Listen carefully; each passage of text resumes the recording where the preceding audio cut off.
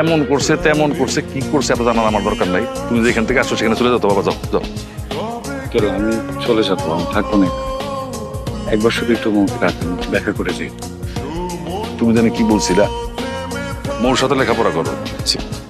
মানে তোমরা দুজন বন্ধু, জি। কিছু জানো না তুমি? মৌ নাই। নাই মানে? মৌ মারা গেছে। এই চলো ভিতরে চলো।